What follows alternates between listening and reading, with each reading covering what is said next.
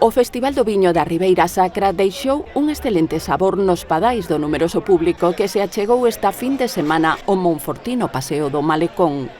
30 adegas participaron nesta 7ª edición que abriu o alcalde de Monforte e presidente da Deputación, unha ampla representación das diferentes subzonas da denominación de orixe Ribeira Sacra, que, segundo salientou José Tomé, reforza a imaxe do sector vitícola e dun destino turístico que xira, entre outras cousas, en torno á cultura do viño.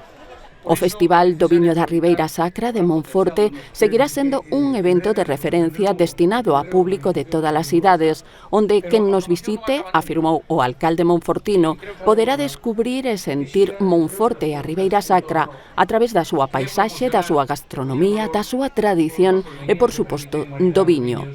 O pregoeiro deste ano, o presidente da Asociación Cultural e Gastronómica O Tizón, José Luis Iravedra, enxalzou tamén o labor dos viticultores, das adegas e dos distribuidores que co seu traballo conseguiron estar presentes nas cartas dos mellores restaurantes. Unha dúcia de postos de gastronomía, viñorrutas, obradoiros para todas as idades, actuacións musicais, catas de viño e clases maxistrais completaron a programación do festival durante as 3 xornadas. Cun tempo excelente mesmo para gozar dun paseo en barca polo río Cabe, unha das iniciativas estivais do Concello de Monforte.